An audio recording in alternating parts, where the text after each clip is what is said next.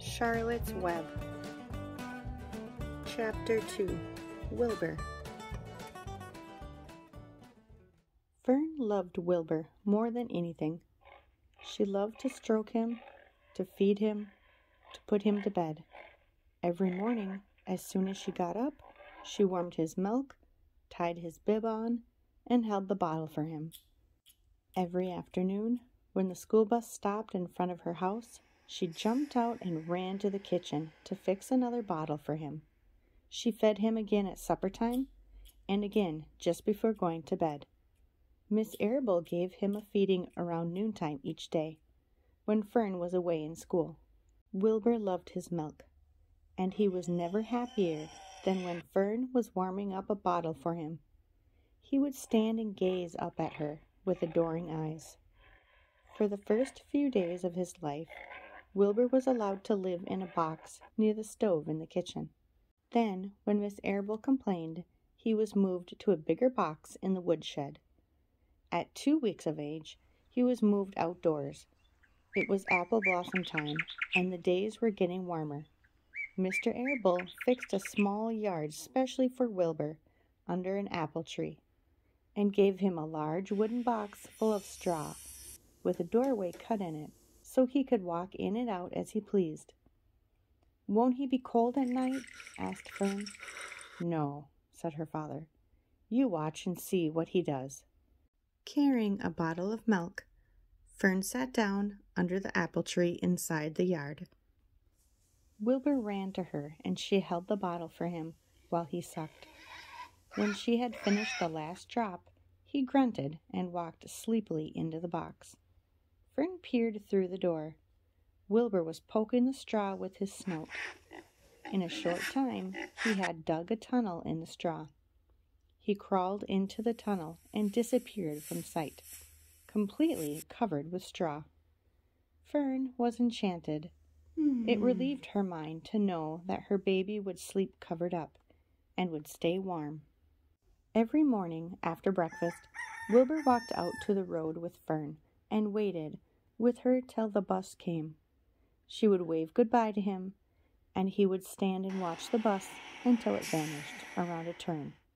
While Fern was in school, Wilbur was shut up inside his yard. But as soon as she got home in the afternoon, she would take him out, and he would follow her around the place. If she went in the house, Wilbur went too. If she went upstairs, Wilbur would wait at the bottom step until she came down again. If she took her doll for a walk in the doll carriage, Wilbur followed along.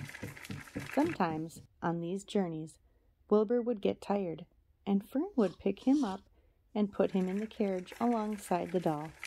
He liked this. And if he was very tired, he would close his eyes and go to sleep under the doll's blanket. He looked cute when his eyes were closed, because his lashes were so long. The doll would close her eyes too, and Fern would wheel the carriage very slowly and smoothly, so as not to wake her infants. One warm afternoon, Fern and Avery put on bathing suits and went down to the brook for a swim. Wilbur tagged along at Fern's heels. When she waded into the brook, Wilbur waded in with her. He found the water quite cold, too cold for his liking. So while the children swam and played and splashed water at each other, Wilbur amused himself in the mud along the edge of the brook, where it was warm and moist and delightfully sticky and oozy. Every day was a happy day, and every night was peaceful. Wilbur was what farmers call a spring pig, which simply means that he was born in springtime. When he was 5 weeks old, Mr. Arable said he was now big enough to sell and would have to be sold. Fern broke down and wept, but her father was firm about it. Wilbur's appetite had increased. He was beginning to eat scraps of food in addition to milk. Mr. Arable was not willing to provide for him any longer. He had already sold Wilbur's 10 brothers and sisters. "He's got to go, Fern," he said. "You have had your fun raising a baby pig, but Wilbur is not a baby any longer, and he has to go to be sold. Call up the Zuckermans, suggested Miss Arable to Fern. Your Uncle Homer sometimes raises a pig, and if Wilbur goes there to live, you can walk down the road and visit him as often as you like. How much money should I ask for him? Fern wanted to know. Well, said her father, he's a runt. Tell your Uncle Homer you've got a pig, you'll sell him for $6 and see what he says. It was soon arranged. Fern phoned and got her Aunt Edith, and her Aunt Edith hollered for Uncle Homer, and Uncle Homer came in from the barn and talked to Fern. When he heard that the price was only $6, he said he would buy the pig. Next day, Wilbur was taken from his home under the apple tree and went to live in a manure pile in the cellar of Zuckerman's barn.